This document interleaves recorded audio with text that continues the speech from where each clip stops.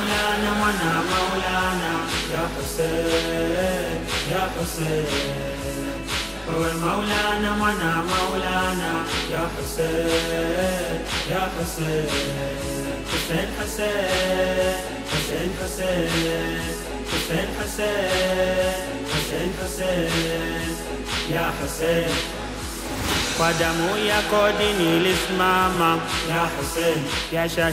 Assalamu alaikum warahmatullahi wabarakatuh. Mpenzi mtazamaji, karibu sana katika kipindi maalum ambao ni silsila za mwezi wa Muharram, na katika kipindi hiki tutaweza kufahamu masuala mengi ambayo yalianzia kuanzia safari ya Imam Hussein hadi kufikia Karbala, bila kusahau ya kwamba kwa nini Ahlul Bait wanahuisha siku kama hizi 10 za mwezi wa Muharram.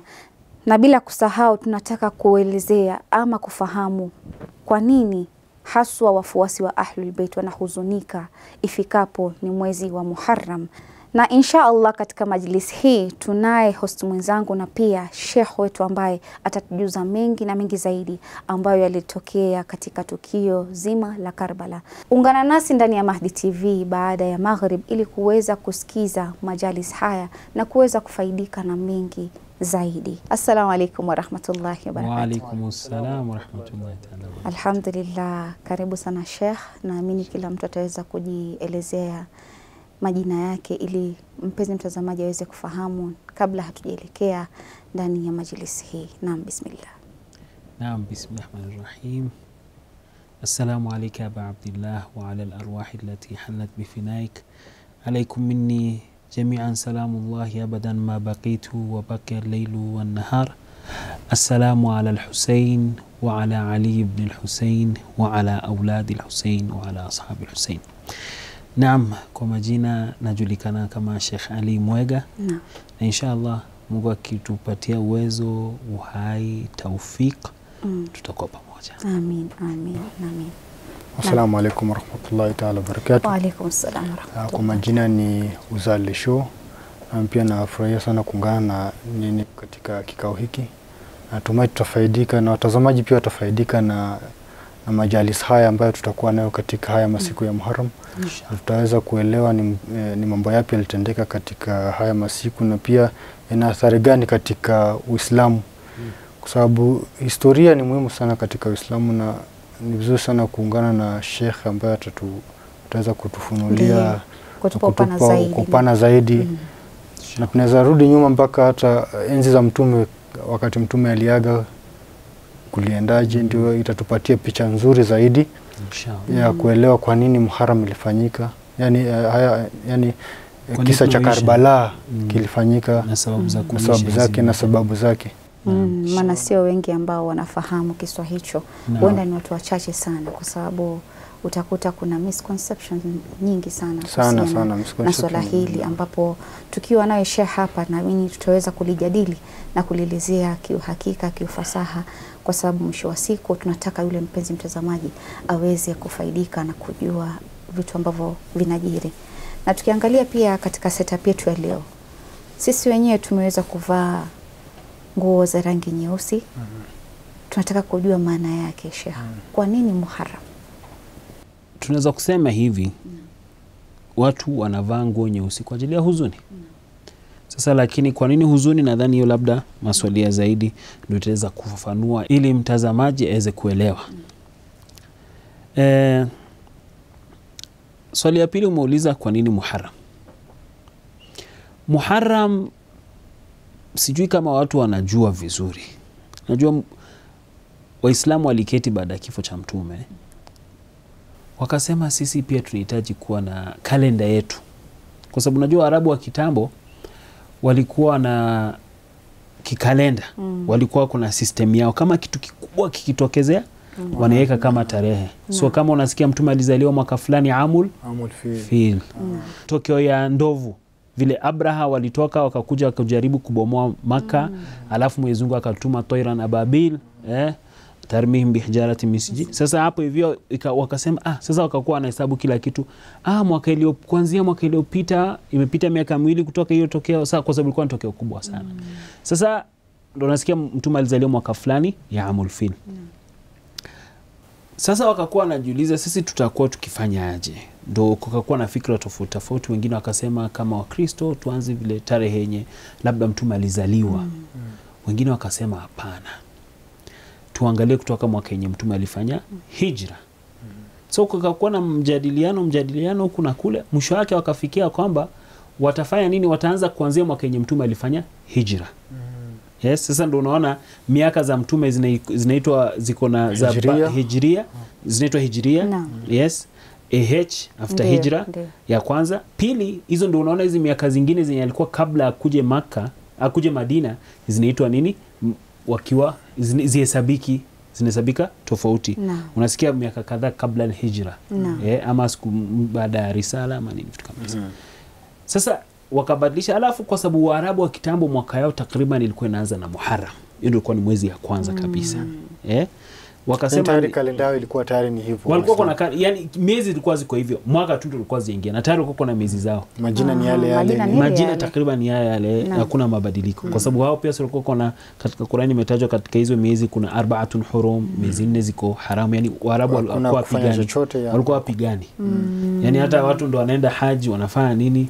Mtume lakini hijra yake ilikuwa si mwezi wa Muharram. Ndio mmoja akasema tufanye hivi. Nadhani ni khalifa wa pili kama sijakosea. Akaambia Waislamu tufanye hivi. Tuanze tu kutoka Muharram lakini mwaka hijra turudi miezi mbili hivi nyuma, kwa sababu ilikuwa ni kama sijakosea ni Rabiul Awwal mtume ndo alikuwa amefika mji wa Madina ama siku hizo Yathrib. So kuna swali watu wanauliza. Unajua Wakristo kuna New Year. Ndio. Je, Waislamu wako na New Year? Ndio.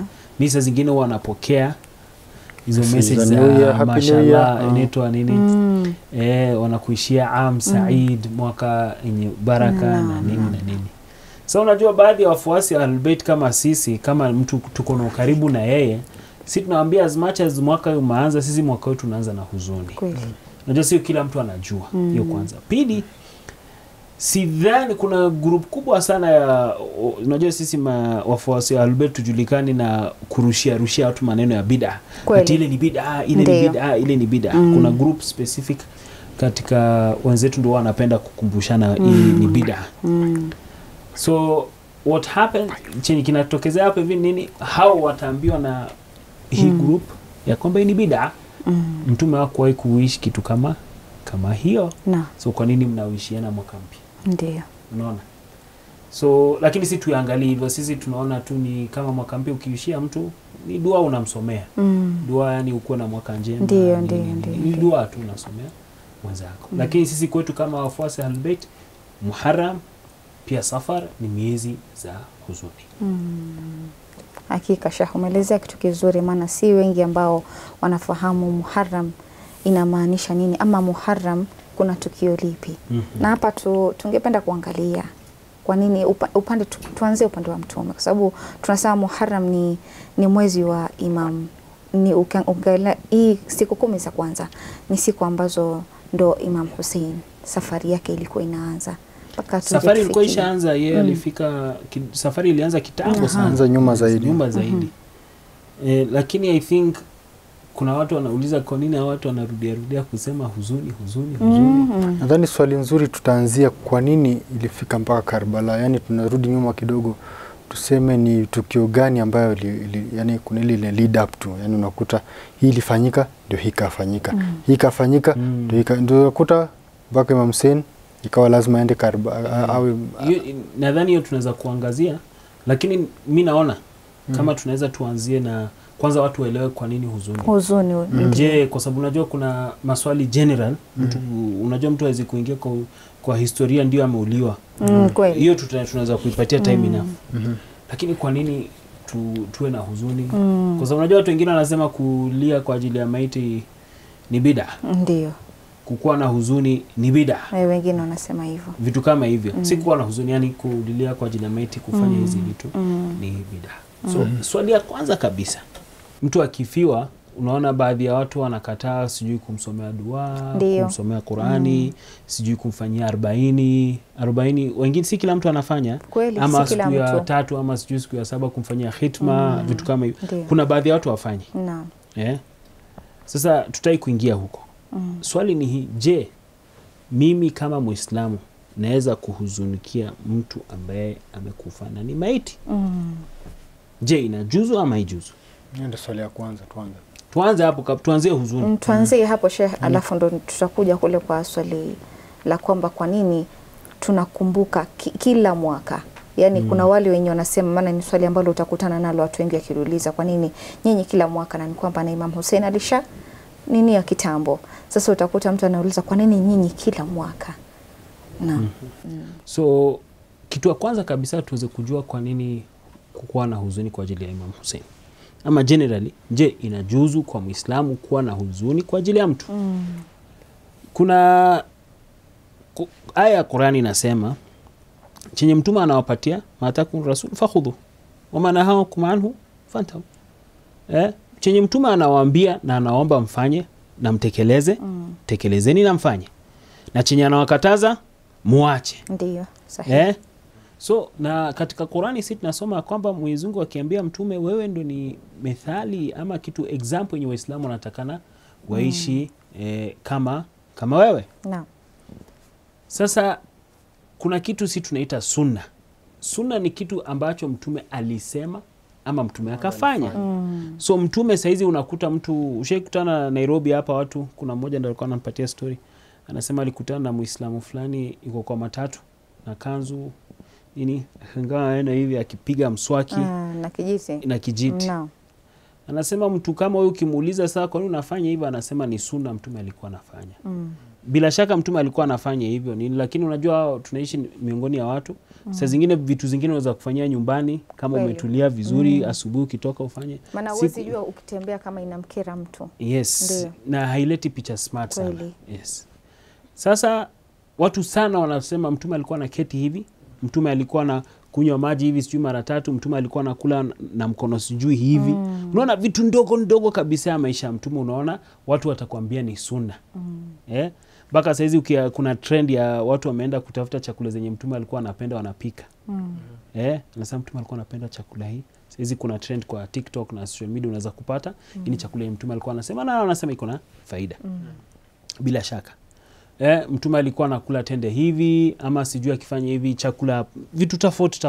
Ndiyo. Sasa sisi kama Waislamu, je, mtume sallallahu alaihi wasallam mtu mwenye ndo ni kielelezo bora kwetu, alifanya kitu ya kuonyesha kwamba inajuzu ama ni haramu, ama alisema chochote kuhusiana na hiyo kuweza kufanya nini, kuhuzunikia, kulia ama kukumbuka maiti na kufanya majlis? Je, tuko nayo ama hatuna? Tuangalie historia. Katika vitabu tofauti za Kishia na za Kisuni. Nadhani sote tunajua Hamza. Yes. Hamza ni ammi ya mtume. Ndiyo. But ki-age sio mzee. Unajua tu kwa movie waliona Hamza anakaa kidogo mzee nini, lakini Hamza ni anko ya mtume. Even though kwa upande mwingine, kwa upande ya mama, baba yake, yes, na wanaitwaje mama yake mtume, na anaitwaje baba yake, mama yake pia Hamza, mama yao ni madada. So bado kwa side nyingine ni makazi. Kweli. Unaona? Na wamelelewa pamoja nini. Unajua baadhi ya watu pia wanasema ati Hamza ni mtu wa kusilimu. Unajua familia mtume, sijui kwa nini watu wanapenda kufanya hivyo. Baadhi wanasema kihistoria. Kuna baadhi ya watu walikuja kujaribu kuchafua jina ya familia mtume. Kwa sababu hao familia zao zilikuwa hazina nasab sharif, hazijulikani na imani na nini na kitarehe wanajulikana. Sawa, kasema Abu Talib babake Imam Ali alikuwa ni mushrik. Uongo kubwa sana. Ati alikuwa anatetea mtume kwa sababu ya damu, lakini kiimani alikuwa na imani. Uongo kubwa sana. Pili, wengine wanasema Hamza ni wa kusilimu. Na Hamza hao ni familia kutoka wenye walikuwa wanafuata nini? Dini za baba yao. So ndio unasikia hata mtume si wa kusilimu. Kani hivyo mtume pia ni wa kusilimu. Kweli? Kwa sababu kama mtume wote walikuwa naamini Mwenyezi Mungu mmoja, inaitwa dini Hanif. Hao ndio walikuwa wanafuata hiyo dini ya Nabii Ibrahim muda mrefu sana. Ndio unaona wako hivyo. Hamza anko ya mtume. Sote tumeona movie ya The Messenger. Watu hawajui, na tutarudi hii point tena. Abu Sufyan na dada yake mke wake Hind. Walifanya nini? Walitafuta Hamza. Sasa zile Hamza wakatuma mtu wao. Ndio. Yes. Alafu wakamwambia afanye nini? Yeye kazi yake ilikuwa tu ni kama sniper, assassinate. Yani atafute tu Hamza, atafute mtu mwingine. Aliambiwa, alikuwa ampatiwa khiar ngapi? 3. Mtume Uhud. Vita vya Uhud. Aliambiwa ama achague mtume. Ama Imam Ali ama Hamza. Unajua Waarabu wa kitambo walikuwa kuna pride sana, sijui kwa Kiswahili tutaita pride aje. Wanapata fahari kwa kupigana vizuri. Ndio hata unaona Imam Ali katika vita vyake vya Khaibar, sasa zile alikuwa kuna anaweza kumuua huyo mtu, hakumuua tu huyo anaitwaje Amr bin al-Ud, kwa sababu ya nini? Alisema kwa sababu alimtusi, kwa sababu alisema mimi ndamua na hasira na mimi nataka kukurbata ila Allah. So unaona kuna baadhi ya vitu hawafanyi kidogo, kuna heshima. Hata katika vita si ya kufanya tu vitu, yani inaitwa ghadar, kuenda kuua mtu kutoka nyuma. Waarabu kwanza mko vita. Sasa unaona hiyo inaonyesha nyinyi si mashujaa. Kweli. Hamza wa Masai wanaelewa. Hamza uso kwa uso. Tupigane kiwa wanaume. Sasa huyu akamwambia afanye nini? Sasa akasema mtume alikuwa analindwa, so ingekuwa ni ngumu. Akaangalia Imam Ali. Hapana, hii ni mlima, si shida si mlima, wanasema Imam Ali alikuwa bado ni kijana, so ilikuwa ni ngumu sana, napigana side zote, ilikuwa ni ngumu sana kumpata off guard. So Hamza alikuwa anapigana, sasa akampata, sasa wakamua kutoka sedenye hata haoni. Wakamrushia mkuki, alafu akakufa shahidi. Sasa chenye kilitokezea kiliumiza sana. Wakachukua hizi zimetajwa katika vitabu vya hadithi. Kweli. Mkumbuke hiyo jina. Nani? Hamza. Hamza ndio. Hind pia. Huyo mwingine ni nani? Abu Sufyan. Wakafanya nini? Kwanza wakatoa maini ya Hamza baada ya kuwa ameuliwa shahidi, ili Hind akule. Na katika baadhi ya hadithi tuko nazo, baadhi ya habari za kitarehe kwamba walimkata mapua, na wengine wakakuwa Hind amekata baadhi ya masikio ama parts za mwili za baadhi ya shuhada, akatengezewa chain. Subhanallah. Unaona? Sasa baada ya kifo, sasa unajua wewe jaribu kuangalia mtu mwenye ni anko yako, ni kazini yako, ni kama ndugu yako. Unamkuta katika ardhi ya Uhud ameuliwa hivyo. Mtume alihuzunika sana. Sasa tusome hizi. Sasa tumeelewa context, situation ya huzuni. Sasa huyu amekufa tu saizi, unajua mtu anaweza kusema ni hisia. Inasemekana katika hii imetajwa katika vitabu tofauti za Kishia na za Kisuni. Katika vitabu vya ndugu zetu wa Sunni, katika Mu'jamul Kabir, Tabaqatul Kubra kutoka Ibn Abbas, Usdul Ghaba pia imetaja, na vitabu vingine imetaja katika namna tofauti na nyingine. Na kwa upande wetu iko katika Man la yahdharuhu al-faqih Biharul Anwar na vitabu hizo zingine. Inasema lama sarafa Rasulullah sallallahu alayhi wa alihi min waqa'ati Uhud ila al-Madina, baada kuwa vita vimeisha, alafu mtume alikuwa anaelekea wapi? Kutoka Uhud anaelekea Madina.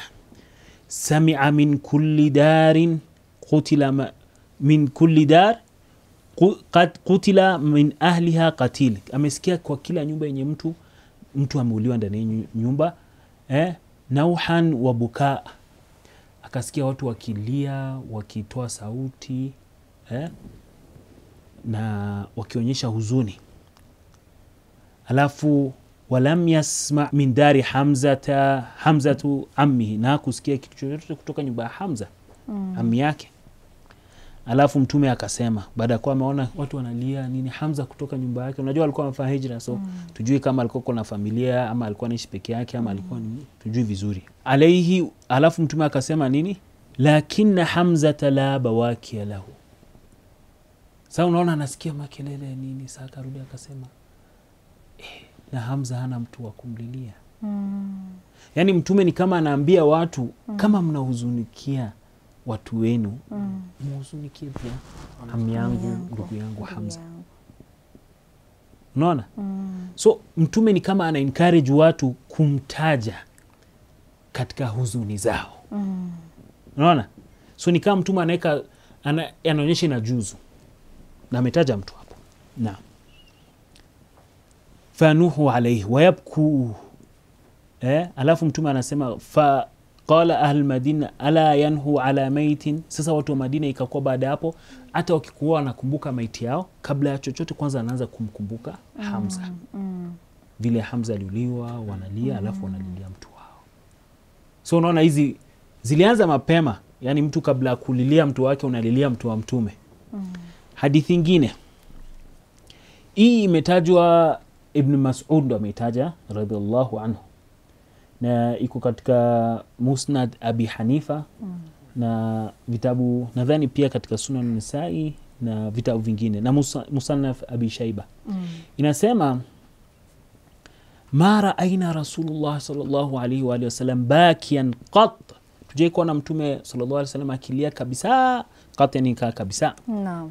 Ashad min bukaihi ala Hamza, zaidi si kwamba mtume alikuwa ali, kwa sababu hadithi zinasema pia mtume alilia kwa ajili ya kijana wake mwenye aliaga Ibrahim kiziko huko Madina. Mpaka watu wakasema, unajua Arabu wa kitambo ni kana tu hizi kabila zetu za Kiafrika, wewe mzee bwana unalia mtoto bwana. Mtume akasema moyo iko na huzuni, moyo iko na huzuni, na moyo macho yanatoa nini? Machozi. So kuonyesha hii ni kitu natural kulia kwa ajili ya mtu mwenye ameaga. Mtume alikuwa anaonyesha kwamba ni kitu ambayo sio, ni kitu ambayo ukifanya haina shida yoyote. Kidini anaonyesha haina shida kwa sababu mwenyewe kana anafanya, hata unaweza kufanya. Pili anasema ni kitu natural. Maana saa nyingine hata kama ni familia, huenda mtu akakaa na akakumbuka mtu wake mwenye alifariki, na huzuni ukamjia tu hiyo, na machozi yakaanza kumtoka. Ni kitu tu natural. Mtume anasema ni kitu inaeleweka. Anasema tujai kumwona akilia kama vile alililia Hamza. Anasema alimweka fil qibla, wadhahu fil qibla, kama tunaona vile tunazika mtu, kumweka katika qibla. Thumma waqafa ala jinazatihi, alafu akasimama juu ya mwili yake. Anasema alilia sana baka watu wakaogopa, hata balagha bihi la ghashia min albuka, ni kama alikuwa anataka kuzimia kushinda vile alilia. Alilia sana baka ni kama alikuwa anataka kuzimia. Alafu akisema ya Hamza ya am Rasulillah, mtume ni kama anamsomea Hamza majlis. Unajua hivi ndo tunasoma majlis pia sisi. Ndio. Anasema ewe Hamza, ewe am ya Rasulullah, wa asadu rasulihi, na simba wa mtume yake, ya Hamza ya fa'ila alkhairat, Hamza mwenye alikuwa anafanya tenda mema, ya Hamza ya kashifa alkurab, ewe Hamza mwenye alikuwa kama tukiko katika shida na tutoa ama huzuni, ya Hamza ya dhab an wajhi Rasulillah, mwenye alikuwa anatetea nini? Uso wa mtume, yani alikuwa anatetea mtume, ama mwenye alikuwa anajitolea. Wakana sallallahu alaihi wa sallam idha salla ala janaza, hadithi inaendelea. So tunaona kwamba mtume sallallahu alaihi wa sallam tayari alionyesha Waislamu ya kwamba kama mkifiwa, mnaweza kuwa na huzuni, mnaweza kummourn kwa Kiingereza, kumfanyia majlis, kumkumbuka na vitu. Babangu mpenzi, babangu alinisomesha, babangu alinifanyia hivi, babangu akanifanyia. Inajuzu. Maana nakumbuka hata ikiwa nyumbani vile watu wengine wamefariki. Sasa kila Disemba huwa tuna siku maalum ambayo tumeweka kwa ajili ya kuwafanyia dua na kuwakumbuka. Pia naamini ile kumbukumbu ina natija yake. Hii ni hadithi inajulikana, nadhani kila mtu anasema Muislamu akifa vitu, kila kitu yake inakatikana na uhusiano wake na yule Mungu, isipokuwa vitu ngapi? Vitatu. Gani na gani? Sadaqatul jariya, waladun salih, ama kitu mzuri alifundisha watu na watu wanaendelea. Kitu ya kuendelea, yani mwendelezo. So huyu mtoto anakuaje anapokuwa sadaka kwa mzazi aje? Je, huyu mtoto mwenye anaenda maclubs na nini anakuwa sadaka jari? Hawezi kuwa. So kuna vitu, kuna namna yenye huyu mtoto akifanya vitu vizuri mzee pia inamfikia. One of them nikumbuka katika khairi. Kama saizi watu wanajenga misikiti. Kama hizi vitu zifikii maiti. Hizi misikiti zote zimejengwa kwa Mombasa zikiandikwa Abdallah bin Muhammad Jaafar nini Bahraini sijui Kuwait amejengesha, amepatiana pesa ikajengwa.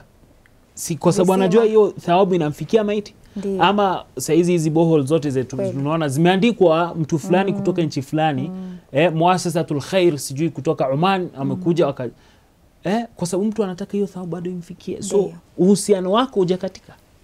So kama wewe unampenda mtu, unamtumia sadaka, unamsomea dua, unamsomea Qur'an. Kwa ufupi Sheikh, vile tumwangalia hapo tumekuta kwamba Mtume katika yale matendo yake alionyesha kwamba ni sawa kumhuzunikia mtu, haina shida yote, na pia alihuzunika yani kwa njia tofauti ambayo inaonekana vile ni kama tu kwa sasa hivi. Inaonyesha kwamba Mtume alikweli alifanya haya. Lakini swali ni hii. Kwa nini unajua baadhi ya watu wanapenda kuuliza mashia nyinyi na Hussein na Hussein? Hapo ndio swali. Mimi nishaye kuuliza nyinyi na Ali, nishaye kuuliza nyinyi na Hussein, nyinyi na kina nani? Swali ni mengi. Sasa unajua usipokuwa na ile historia na pia ukuwe na ile background ya kumpa mtu.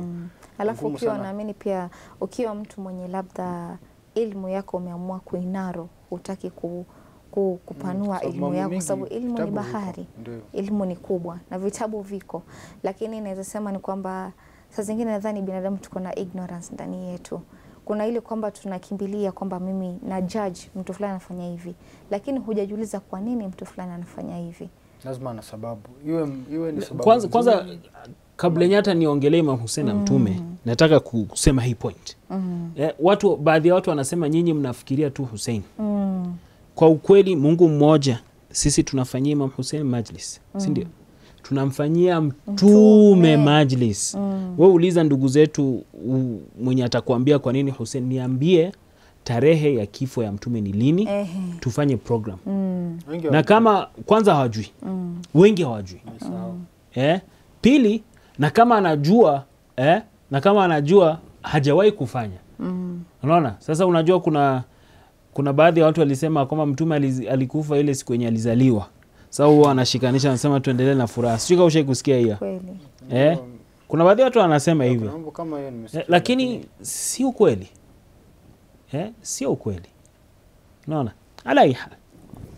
So I think the next kitu muhimu ingine yenye labda ni vizuri tuone kama Mtume alifanya majlis akaongelea hiyo maneno, je, ashai kusema kitu kuhusiana Imam Hussein?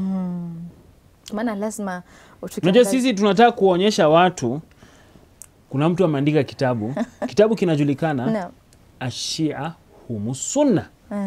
Yaani anasema in fact wewe utakani kuambia mashia usiwaite mashia, wewe waite wa sunni. Kwa sababu hao ndio wanafuata sunna ya Mtume. Unaona?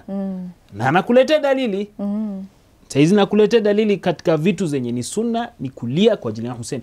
Kama Mtume alikuwa anapiga mswaki tu ya usafi ya meno, mkasema ni sunna. Je, Mtume akililia mtu sio sunna? Ni sunna. Amelilia Hamza. Ushawahi kulia kwa ajili ya Hamza ami ya Mtume? Hapana. Unajua kumhusu? Unajua vile alikufa na nani ndo alisababisha kifo chake? Hii hadithi imetajwa katika kitabu ya Hakim al-Nisaburi. Kuna katika kitabu Mustadrak ala Sahihain na vitabu vingine unaweza kukipata. Anasema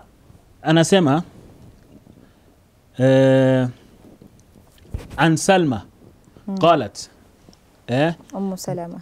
Sasa ni Salma. Sasa huyu Salma si ndo ni mama yake ndo Salama. Sasa Salma mwenyewe anasema niliingia ala Salama.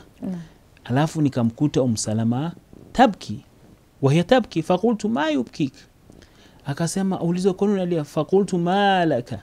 Nikauliza malaka ya Rasulullah, anasema nilikuwa nimelala alafu katika ndoto nikaota na Mtume Muhammad sallallahu alaihi wa alihi wasallam. Allahumma salli ala Muhammad wa ali Muhammad. Yabki wa ala ra'sihi wa lihiyatihi at-turab, analia na katika ndevu yake na uso yake kumejaa vumbi, turab, mchanga, udongo. Alafu nikamuuliza qultu ya Rasulullah malaka ya Rasulullah, kunaendeleaje ya Mtume?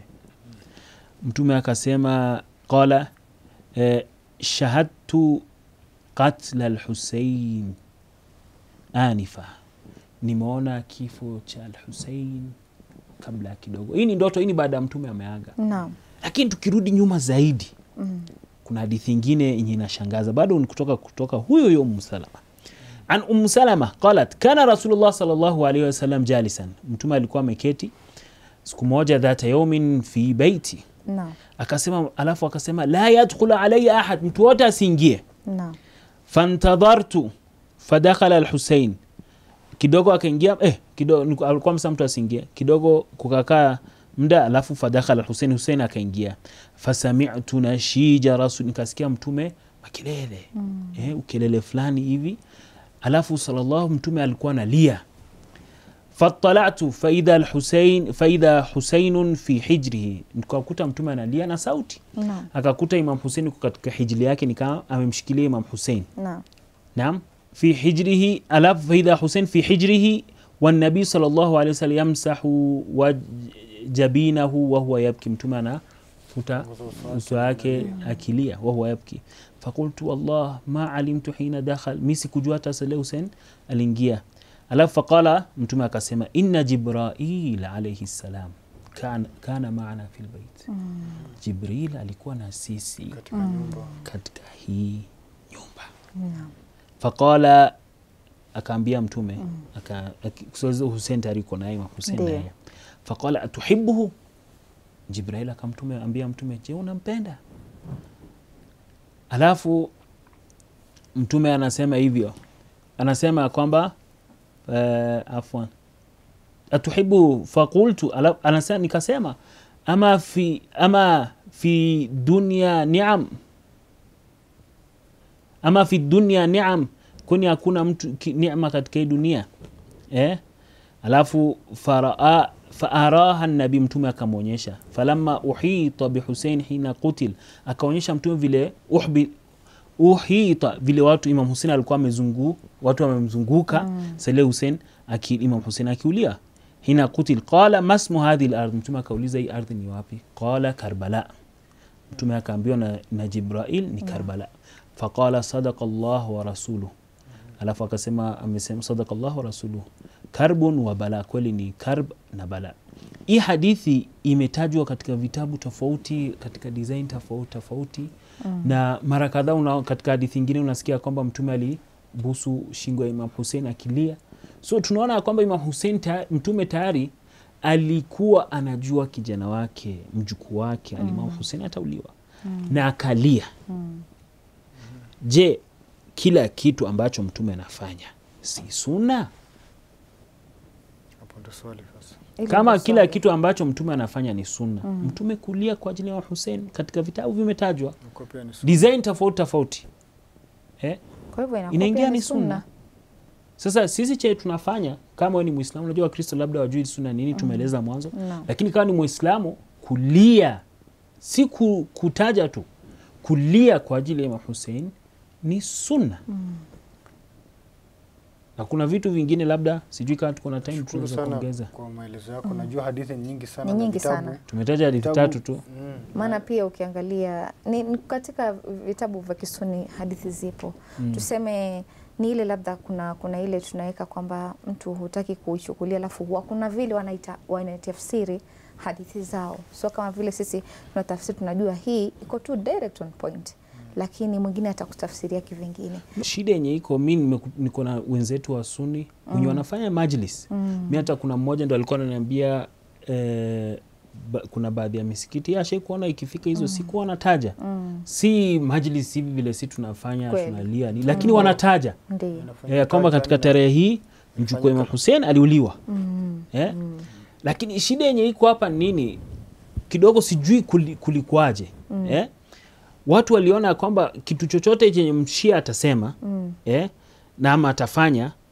mtu mwingine akifanya ni kama atakuwa mshia kweli sasa sijui kwa sababu hata mmoja automatically sasa watu wanaogopa kama kuna baadhi ya mashekhe unaona shekhe akiongelea Hassan na Hussein utaona mtu akicomment kwa comment hapo shekhe amekuwa mshia bwana kuna clip hapa nimekutana nazo kadhaa mashekhe wakubwa ambayo ile elimu yao wanajaribu kushare ile elimu kukosoa hadithi zingine mtu anaenda kukua anaambiwa wewe umekuwa mshia umekuwa anataja tu hadithi tu uzuri ya Ahlul Bait hadithi tu amesema vile inafaa amenyorosha hadithi sasa kama saizi kama sijui ushakwenda nchi za Kiarabu unaona utashangaa wazungu kama mtu ameoa anaweka kidole yake ya pete ni gani? Mzungu. Ni hizi. Si ndio? Wewe bwende nchi zingine za Kiarabu nini utakuta mtu kama ameoa ama ameolewa anaweka katika mkono wa left. Na kuna hii kadhia kwamba baadhi ya katika mashehe mimi nishaikuona hii. Aliulizwa kwamba je, ni sunna kuvaa pete? Akasema ni sunna, mtume alikuwa anavaa pete. Akauliza mtu, je, kama ilikuwa ni sunna mtume alikuwa anavaa wapi? Ndio. Akasema mkono wa kulia, kidole cha pete. Ndio. Lakini kwa sababu mashia wameweka katika alama zao, wewe katika mkono wa kushoto. Lakini kama kwa sababu mashia wameweka ni katika alama zao, wewe katika mkono gani? Mkono wa kushoto. Saa zingine ni makosa kubwa sana kwetu kama Waislamu sote, hata mimi mshia, Muislamu wote. Just because watu wengine wanafanya kitu haimaanishi sisi tujizuie ndo tusifanane. Kama especially mtume alikuwa anafanya. Sasa hii ni sunna muakkada. Ni sunna yenye ni 100% mtume alikuwa anafanya. Sasa kwa nini wewe usifanye? Kitu yenye mimi naomba tu mtu. Mimi kuna baadhi ya watu nikiwaelezea nampatia dalili nini. Kuna mmoja akaniambia, Sheikh, mimi sitaki kuwa mshia. Nikamwambia mimi pia sitaki kuwa mshia. Mimi pia nimekutana na jambo hilo. Nikamwambia kitu nataka tu ufanye. Nataka unielewe mimi nafanya nini. Ndio. Uniambie ni shirki, ni kufri, ni nini, ni bid'a. Nataka uelewe nafanya nini. Ndio. Ukielewa hatutakuwa na shida. Kwa sababu hii dunia ni kuelewana. Nafanya kwa misingi. Sasa wewe utaelewa hapo hivi vile hao wataita ni ijtihad. Kwisha, story imeisha. Tutaishi vizuri. Sisi tunataka tuishi pamoja vizuri. Tupendane, tumeoa pamoja, mimi nimeoa, unakuta mtu ameoa kutoka Wasuni wameoa kutoka kwetu, ni watu tunaishi nao, tunapendana, tunakula pamoja. Katika maulidi tunaibiana nyama kwa sinia, lakini ni watu wa kwetu. Nataka tu mtu aelewe na apanue fikra yake na namna yenye anaangalia ulimwengu. Ndio. Shukran sana Sheikh. Sijui kama Uzal uko na lolote. Nimejifunza mengi, kuna hadithi kadhaa nimepata hapo. Inshallah Sheikh ndakufuata tena unipe zingine zaidi at least. Inshallah. Hata mimi niwe na dalili nikiulizwa, kwa sababu tuko katika haya masiku ya Muharram. Hata in case unakutana pale na mtu maybe anataka umuelezee mbona unafanya hivi. Ni vizuri elimu unashare hiyo elimu kidogo umepata, unashare. Hadithi tunasoma, so bado ni thawabu sana tunapata. Alhamdulillah. So alhamdulillah, nashukuru sana Sheikh. Na tutaendelea tena na nukta zingine za kuelezea katika hii masiku. Alhamdulillah, nashukuru kwa kuwa na sisi. Shukran sana Sheikh.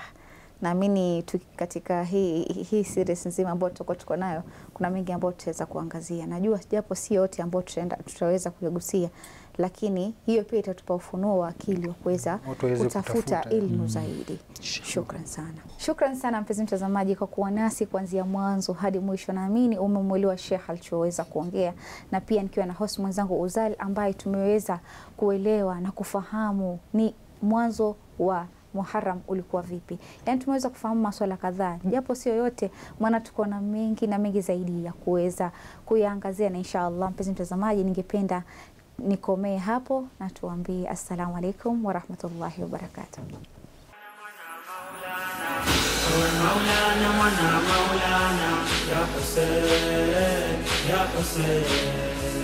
هو مولانا منا مولانا يا حسين يا حسين حسين حسين حسين حسين حسين حسين حسين يا حسين قدموا يا قدني لسماما يا حسين يا شهيد كون